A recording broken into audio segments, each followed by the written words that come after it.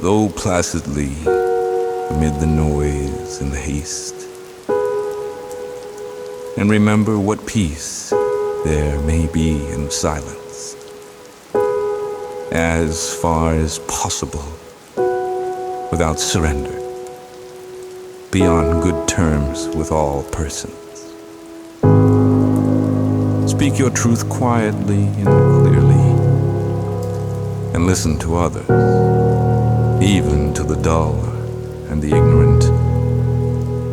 They too have their story. Avoid loud and aggressive persons. They are vexations to the spirit. If you compare yourself with others, you may become vain or bitter, for always there will be greater and lesser persons than yourself. Enjoy your achievements as well as your plans. Keep interested in your own career, however humble. It is a real possession in the changing fortunes of time. Exercise caution in your business affairs, for the world is full of trickery. But let this not blind you to what virtue there is. Many persons strive for high ideals, and everywhere life is full of heroism. Be yourself, especially do not feign affection. Neither be cynical about love, or in the face of all aridity and disenchantment. It is as perennial as the grass. Take kindly the counsel of the years, gracefully surrendering the things of youth. Nurture strength of spirit to shield you in sudden misfortune. But do not distress yourself with dark imaginings. Many fears are born of fatigue and loneliness. Beyond wholesome discipline, be gentle with yourself. You are a child of the universe, no less than the trees and the stars. You have a right to be here. And whether or not it is clear to you, no doubt the universe is unfolding as it should.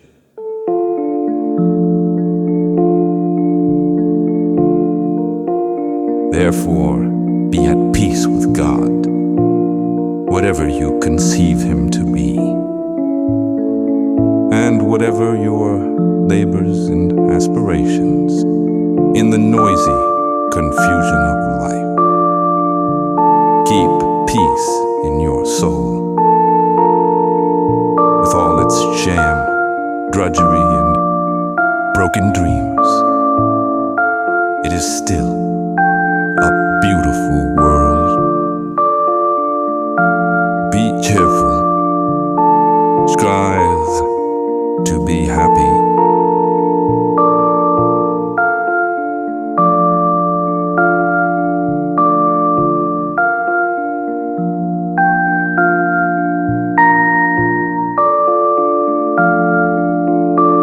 The world's just getting lonelier and lonelier. It seems like everyone just feels so alone and lost.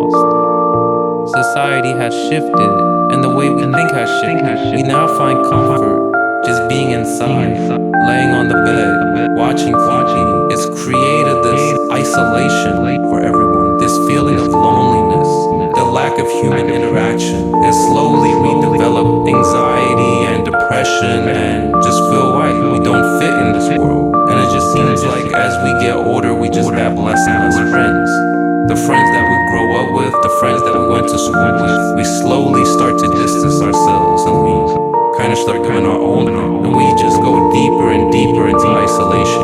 And for some of us who grew up, we lack social skills, and I think that was case back then, because everybody went out, everybody interacted, so it feels normal to talk to a girl. And we probably weren't as shy back then, because we actually talked to women, and it was natural to talk to women. But some that never talk to women, they spend a whole year just staying inside. So when you go out and you see a girl, you feel shy, you don't know what to say, you've never talked to them. It doesn't feel normal. So that's also a part of the problem. It's all these little problems and obstacles that add up and create this challenge for men and make it hard for men. And I think this problem of loneliness will get worse as technology advances even further, as we start to live in simulations and VR sets when we really don't have to go anywhere. And where the world is heading in terms of the metaverse, I think it's going to get a lot worse. People are no longer going to want to go outside and have genuine interaction. They may want to, but the convenience of not having to go somewhere and being there is going to make us not physically want to get up.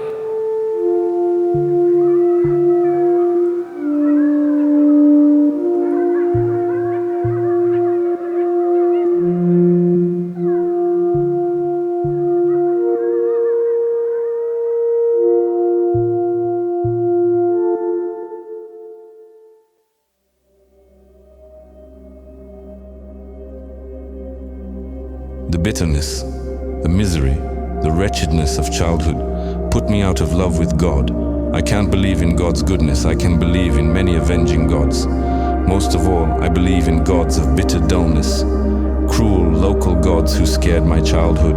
I've seen people put a chrysalis in a matchbox to see, they told me, what sort of moth would come.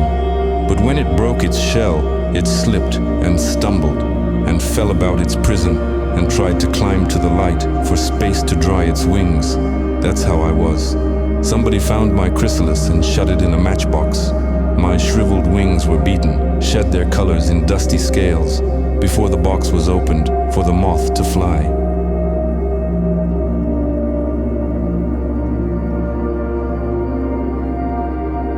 I hate that town. I hate the town I lived in when I was little. I hate to think of it. There are always clouds, smoke, rain in that dingly little valley. It rained, it always rained. I think I never saw the sun until I was 9. And then it was too late. Everything's too late after the first 7 years. The long street we lived in was duller than a drain and nearly as dingy. There were the big college and the pseudo-Gothic town hall. There were the sordid provincial shops, the grocers and the shops for women. The shop where I bought transfers, and the piano and gramophone shop where I used to stand, staring at the huge shiny pianos and at the pictures of a white dog looking into a gramophone. How dull and greasy and gray and sordid it was. On wet days, it was always wet. I used to kneel on a chair and look at it from the window.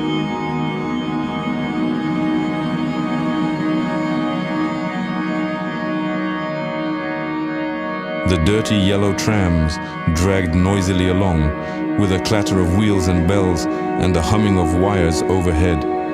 They threw up the filthy rainwater from the hollow lines, and then the water ran back, full of brownish foam bubbles. There was nothing else to see. It was all so dull, except a few grey legs under shiny black umbrellas, running along the grey shiny pavements.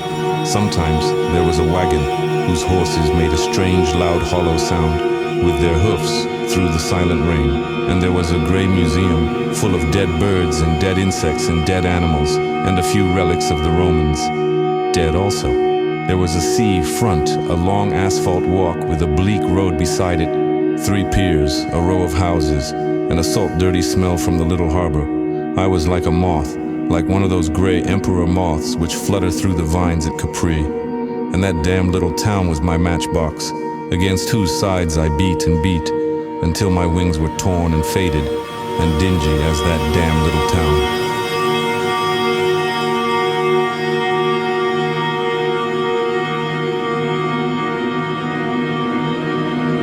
At school it was just as dull as that dull high street. The front was dull. The high street and the other street were dull, and there was a public park, I remember. And that was damn dull too, with its beds of geraniums no one was allowed to pick. and its clipped lawns you weren't allowed to walk on, and the goldfish pond you mustn't paddle in, and the gate made out of a whale's jawbones, and the swings which were for board school children, and its gravel paths. And on Sundays they rang the bells. From Baptist and Evangelical and Catholic churches, they had a Salvation Army. I was taken to a high church. The parson's name was Mowbray, which is a good name, but he thinks too much of it.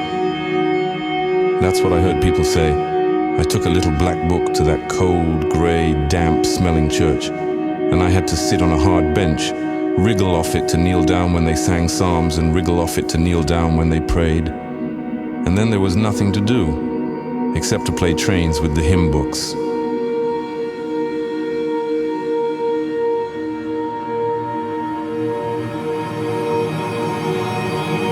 I don't believe in God. I do believe in avenging gods who plague us for sins we never sinned, but who avenge us. That's why I'll never have a child, never shut up a chrysalis in a matchbox, for the moth to spoil and crush its bright colors, beating its wings against the dingy prison wall.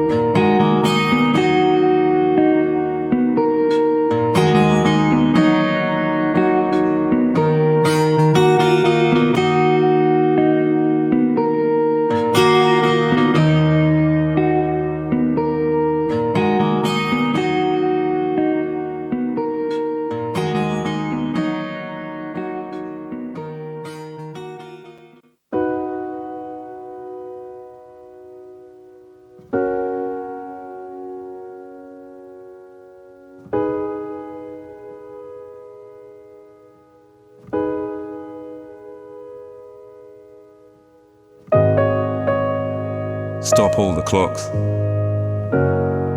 Cut off the telephone.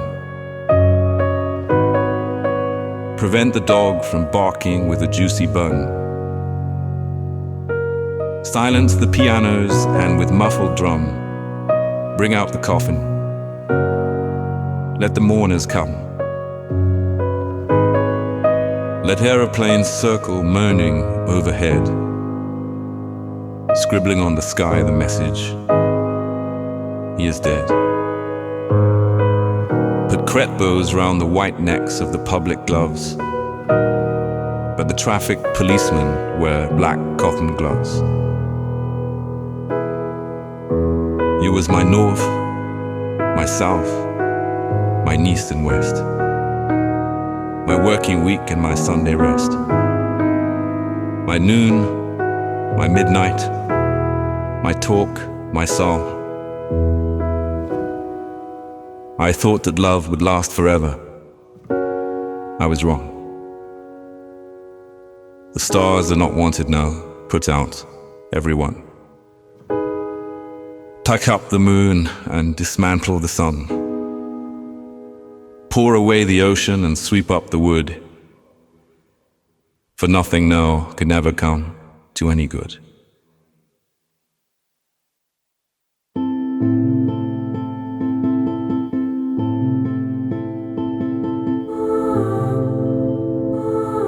When death comes tomorrow and it's time to leave, would you celebrate the beautiful moments that you lived, or think of all the things that you never did, then start to read? Would you miss the tweeting of the birds, waking you up from your silly summer dreams, or staring at the moon on those cold winter nights and you couldn't fall asleep? Would do look back at life as a series of long, meaningless days, or treasure those little moments when you brought a smile on someone's face?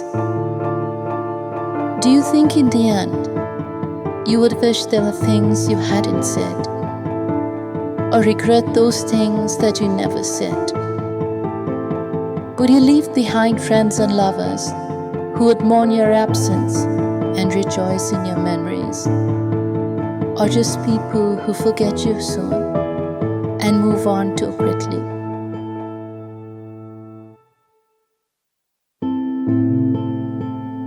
Would you say this one lifetime was enough?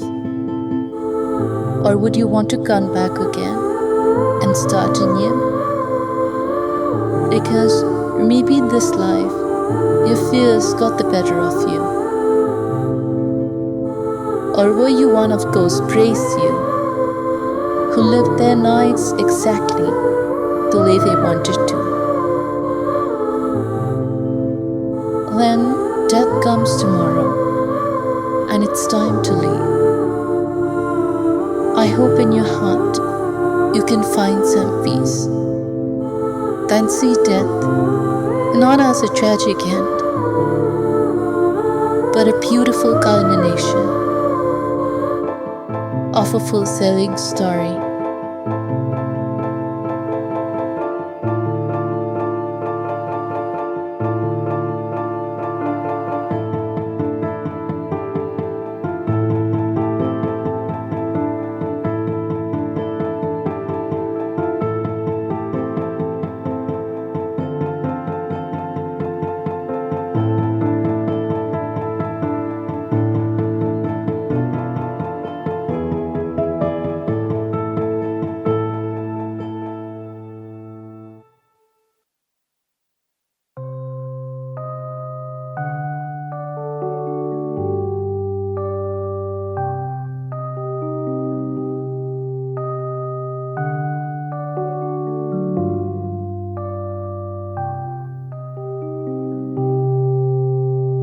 Shall I compare thee to a summer's day?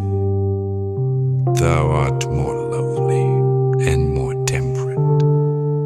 Rough winds do shake the darling buds of May, and summer's lease hath all too short a date. Sometime too hot the eye of heaven shines, and oft is his gold complexion dimmed. And every fair from fair sometime declines, by chance or nature's changing course untrimmed. But thine eternal summer shall not fade, nor lose possession of that fair thou owest. Nor shall death brag thou wanderest in his shade, when in eternal lines to time thou growest.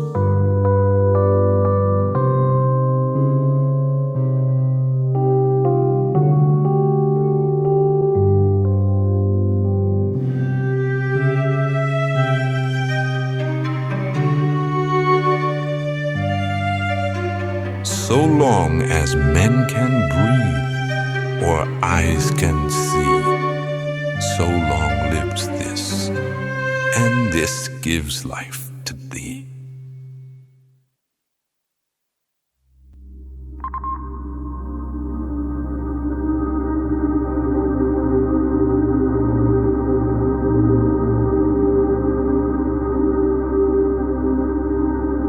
My mistress' eyes are nothing like the sun. Coral is far more red than her lips red.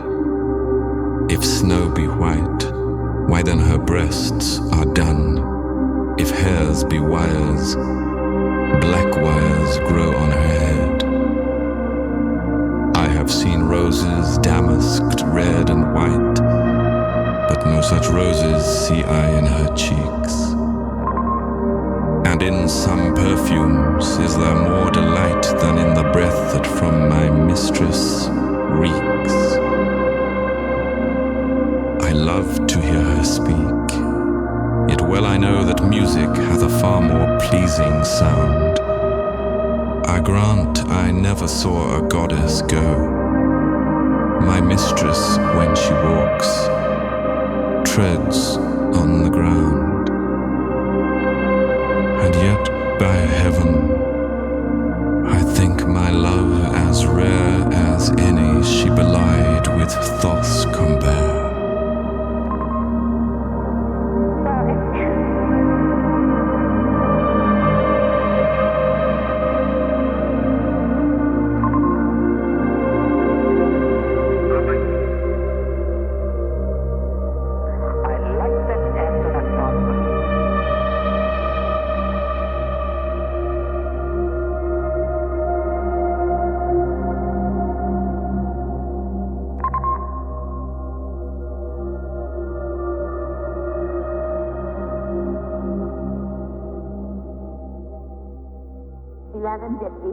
p.m.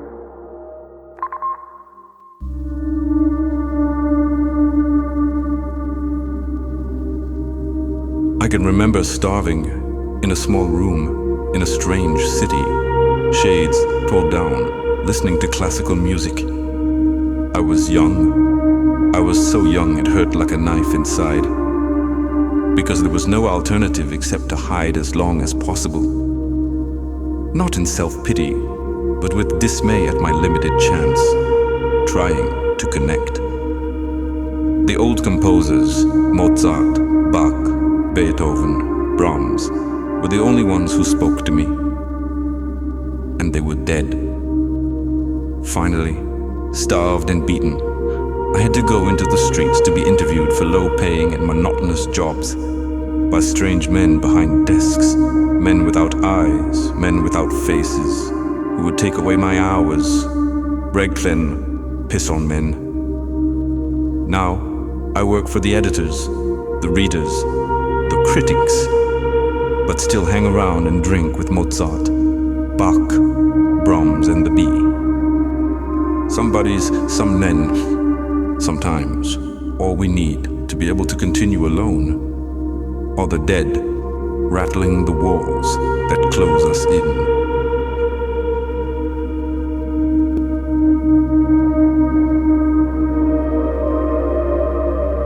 Season of mists and mellow fruitfulness, close-bosomed friend of the maturing sun, conspiring with him how to load and bless with fruit the vines that round the thatch-eaves run, to bend with apples the musk cottage trees, and fill all fruit with ripeness to the core, to swell the good and plump the hazel shells with a sweet kernel, to set budding more and still more later flowers for the bees, until they think warm days will never cease, for summer has o'erbrimmed their clammy cells. Who hath not seen thee oft in thy store? Sometimes whoever seeks abroad, and they find thee sitting careless on a granary floor, thy hair soft lifted by the winnowing wind, or on a half-reaped furrow sound asleep, drowsed with the fume of poppies, while thy hook spares the next swathe and all its twined flowers. And sometimes like a gleaner thou dost keep steady thy laden head across a brook, or by a cider press with patient look thou watchest the lost oozings hours by hours.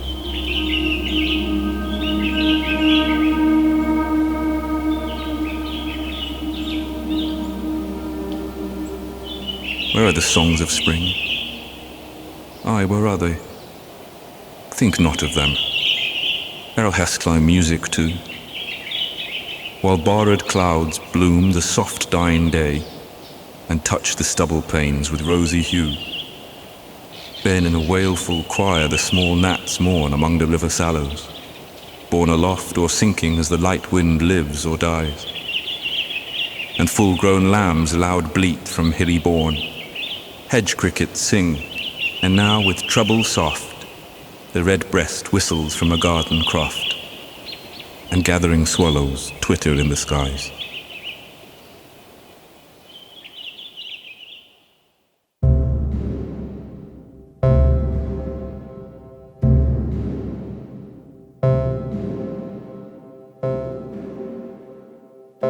A symphony orchestra. There is a thunderstorm. They are playing a Wagner Overture. and the people leave their seats under the trees and run inside to the pavilion. The women giggling, the men pretending calm, wet cigarettes being thrown away. Wagner plays on. And then they are all under the pavilion. The birds even come in from the trees and enter the pavilion, and then it is the Hungarian Rhapsody No. 2 by Liszt. And it still rains. But look, one man sits alone in the rain, listening. The audience notices him. They turn and look. The orchestra goes about its business. The man sits in the night, in the rain, listening.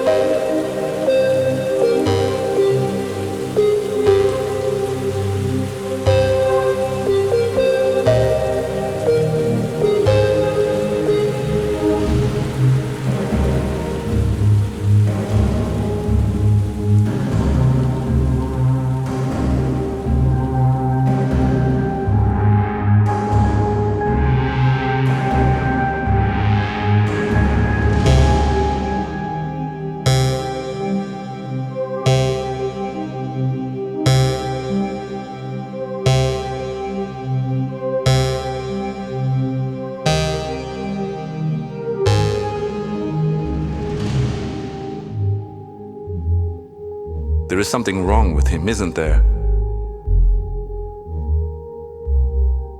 He came to hear the music.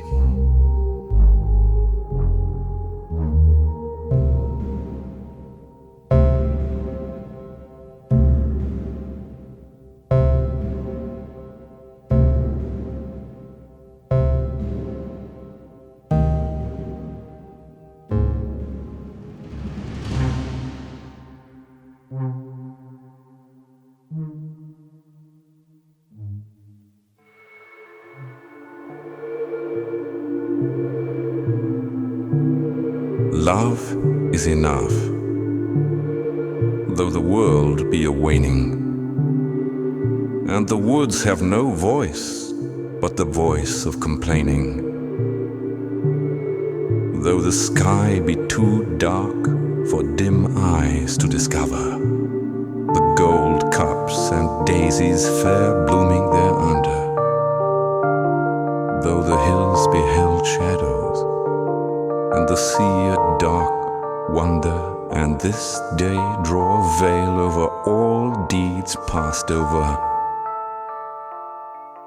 Yet their hands shall not tremble, their feet shall not falter. The void shall not weary, the fear shall not alter. These lips and these eyes of the loved and the lover.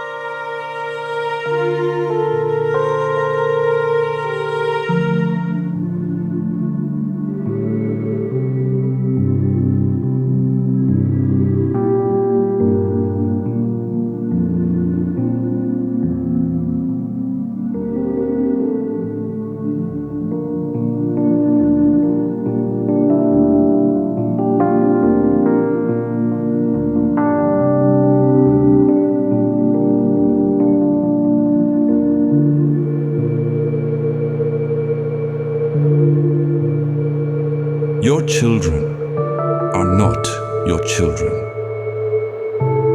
They are the sons and daughters of life's longing for itself.